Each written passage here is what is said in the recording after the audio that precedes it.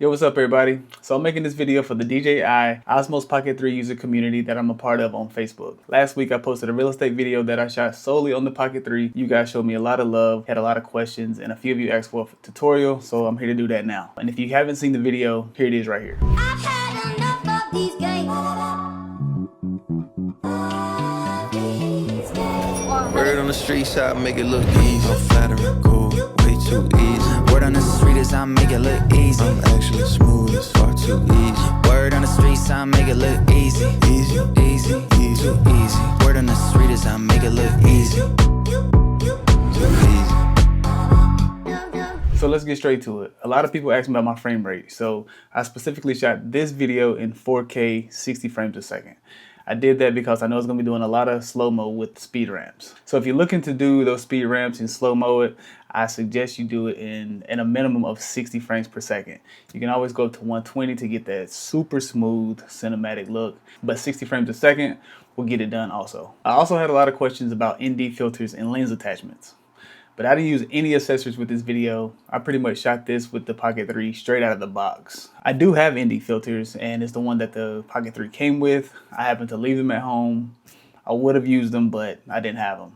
And if you have any suggestions on ND filters or any other lens attachments and accessories, please drop them in the comments and let me know. I'd love to use some. I saw a few questions about shutter speed. Listen guys, believe it or not, I shot this video in auto everything. I didn't change anything. The only thing that I did change was I shot this in D-Log 3. Yeah, I couldn't even tell you what shutter speed it was. It was in complete auto. But the rule of thumb for shutter speed is to double it according to your frame rate. For example, if you're shooting in 24 frames a second, you want your shutter speed to be at least 48, and then so on and so forth. Another question I got was, what are my export settings? I always export in H.264. I shot this video in 4K, but when I'm gonna upload to social media sites like Facebook and Instagram, I always export in 1080p. I always click the render to maximum depth. I always use maximum render quality. So for my bitrate settings, I always use a VBR 1pass, and I usually put this down to 20. I have put it at 40, and I don't know where I learned that,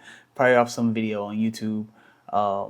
And honestly, I don't know if it makes that big of a difference. I know that it does. I just don't know the science behind it. And if you do know, please put it in the comments and teach me something. That is it. Those are my export settings. Nothing special, pretty to the point. So just to give a little recap about my settings, guys, I shot this in 60 frames a second, 4K. No ND filters, no lens attachments, shutter speed and exposure was auto, everything auto. I did shoot it in D-Log 3. My advice is, when you're using this camera, don't overthink it. And I feel like that's what this camera is made for. Ease of use, great quality, pull up and shoot. And that's what I do with this thing. Yes, it has the capability of, going in and customizing everything. And yes, I do when I need to. But I also purchased this camera to make my life easier. Yes, I could have used my rig. I have two $4,000 rigs here that I could have used to shoot this, but this particular gig did not call for it. What I've learned over the years of doing this, and it's been around 7 to 8 years that I've been shooting and editing film, is to not overthink it. Sometimes you just gotta trust yourself, trust your eyes, and shoot the shot. That's how I feel about it. There's so many YouTube tutorials and advice online that tells you how you're supposed to shoot everything, but I honestly feel there's no one way to do this. This is a creative industry that we're in, so your creativity matters. And I say, if it looks good to you and it feels good to you, it's good. And long as you're pleasing your clients and making your clients happy, you should be happy. I'll just leave it at that. So before we get into the editing process, let me tell you exactly how I got these shots.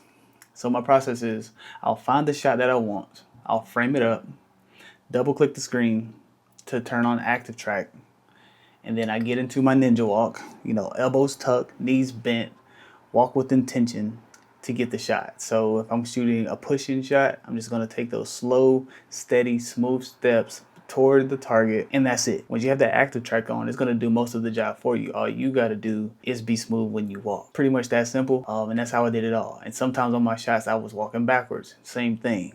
Knees bent, elbows tucked, still as possible, active track on, backwards walk. That simple. Sounds crazy, but it's just that easy. All right, now for the fun part, the editing process.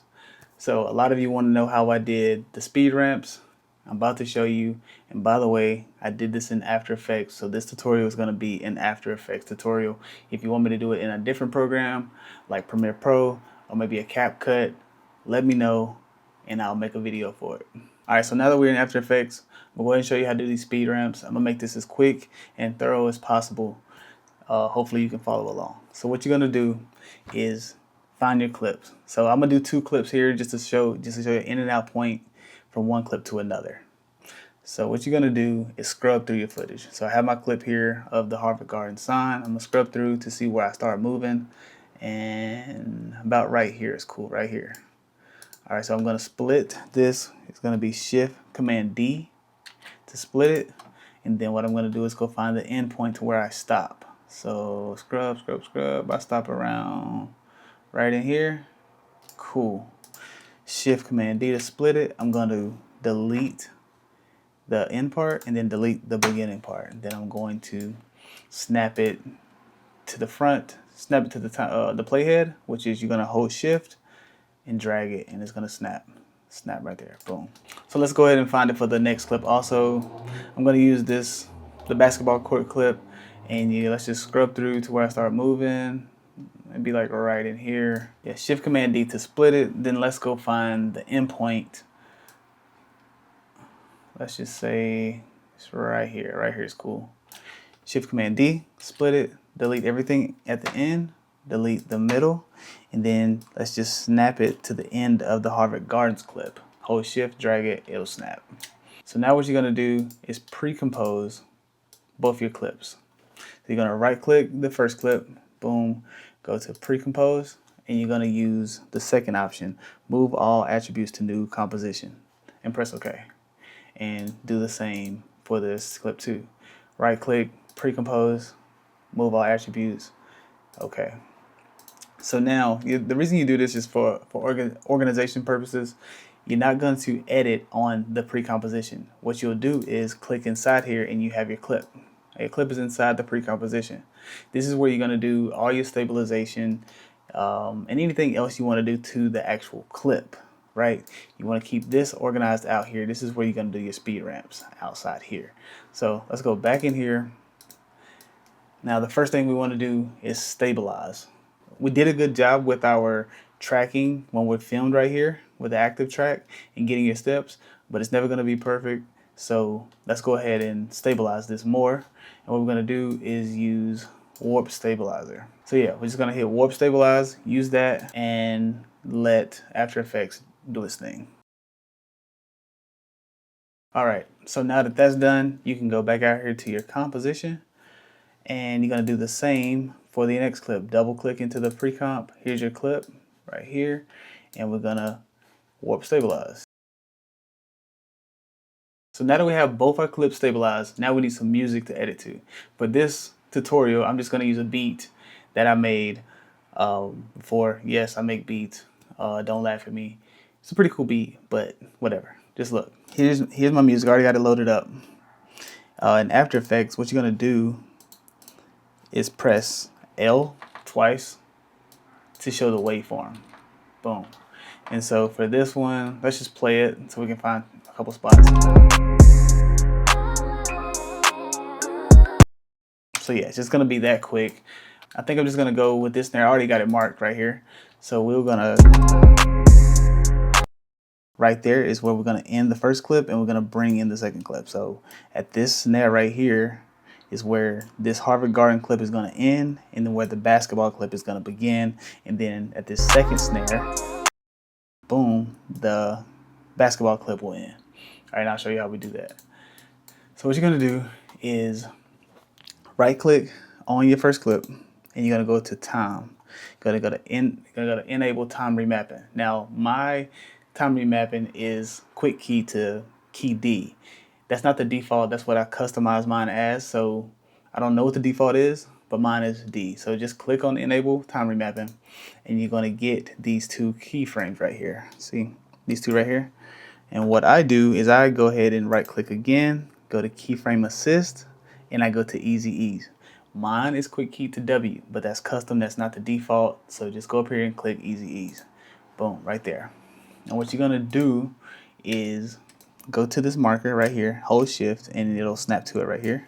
And then you're gonna take this last keyframe. That's the end of your clip. This keyframe right here is the end of your clip, and you're going to drag it to the playhead. You're gonna click, hold shift, drag, and it's gonna snap. Right there. See what I mean? So now when you go here, you're gonna play it, boom. Let's listen. And that's when the next clip is gonna come in.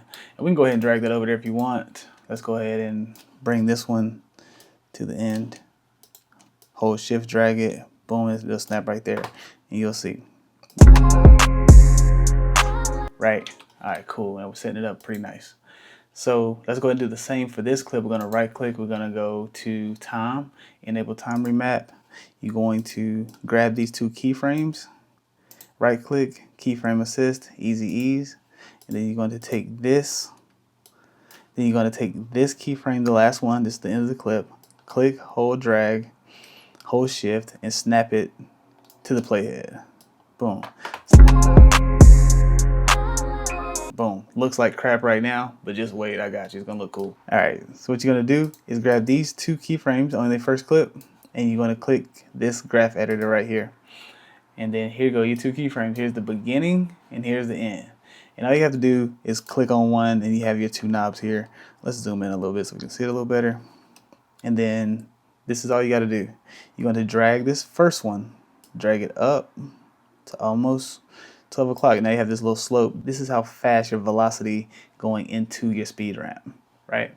And you take this one and bring it down. And this is how fast you're getting out of it. And this in the middle is the slow-mo part. So let's play it back so I can show you what it looks like. Boom, you see that? So now you're gonna do that for your next clip. Click out of the graph editor, go to your second clip. With both of the keyframes selected, click on the graph editor. And now you have the same thing for the second clip. Click on here, get your handles, and do the same type of pattern. Now you can do any pattern that you like. Please feel free to get creative, but for the tutorial's sake, I would say just do these two, just so you can get the understanding on how a speed ramp works. And then for the end clip right here, bring it down. Same concept. So now what you have is this. When you play it, boom, you see? It's that easy. There's a few things you can do to make this look better, and I'll show you. The key to making a cool looking speed ramp is to make sure that your clips are going in the same direction. And what I mean is, and I picked this on purpose so you can see this. So do you see how this clip is zooming out and this clip is zooming in? That is not what you want. You want it to do, you would like this clip to be going in, as in reverse, zooming in instead of out, to go with this second clip because it's going in. And what you can do is this. On your first clip, go to the end point, this keyframe right here, the keyframe on your first clip. What you're gonna do is delete it. Delete that one. Go to the first keyframe of that first clip, copy it, and then paste that first keyframe at the end. And then go to the middle of your first clip and make a new keyframe, this little diamond right here. Just gonna put one right in the middle, right? Now what you're gonna do is select all three of these keyframes, go back to your graph editor, and you're gonna have some more fun in here. What you wanna do to make it go back in reverse is to make a half circle, almost like a dome. Take this first keyframe and bring it down all the way in like this. Just bring it all the way in to the start point, right? Right there. And do the same for this one. Lock it in right here. And then you're gonna take this and bring it straight out right here, and then bring this one down and bring it straight out also. And like I said before, you can have as much fun and be as creative as you want with these. Some of these curves just make sense to use, but like I said, use your own creativity and your own style to make these. But I suggest doing this when you're trying to do a reverse speed ramp. Now with this type of curve, it looks a lot smoother, right? You see you have the beginning, gets to the peak, zooms back in, right into the next clip. Boom, and that's it. That's exactly how you speed ramp. Another thing to make this look better, which I'm not gonna show you because it bogs the computer down, is to use motion blur or frame blending. And those two things are right here.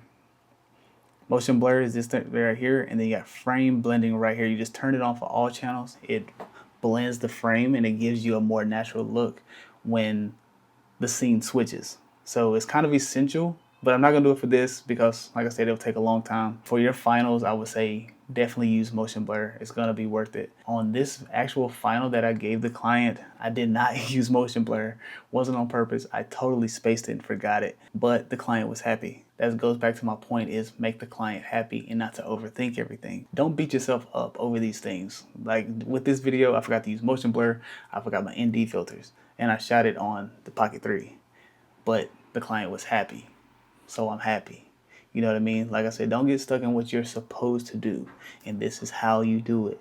Just, if the client's happy, you be happy. And go back to my motto, trust yourself, trust your eyes, and shoot the shot. So honestly, I think that's the end of this tutorial. I could have went a little more in depth, and if that's what you guys want, just let me know. I did just want to get something out quick for you guys. I know it took me a long time to get this. Like I said, I'm dealing with a newborn, 15 days old today. So yeah, you know, no sleep, dirty diapers, a lot of feeding, you know, but we're blessed, man. You know what I mean? I love it. I'm having a great time. But yeah, I did want to get this out for y'all as soon as I could. I appreciate your patience. And like I said, I appreciate all the love you guys gave me, all the questions. Please give me more questions because I really want to start teaching what I know. I think it's that time that I started doing that. All right, man, I hope y'all having a good day. And I hope y'all learned something from this. All right, peace.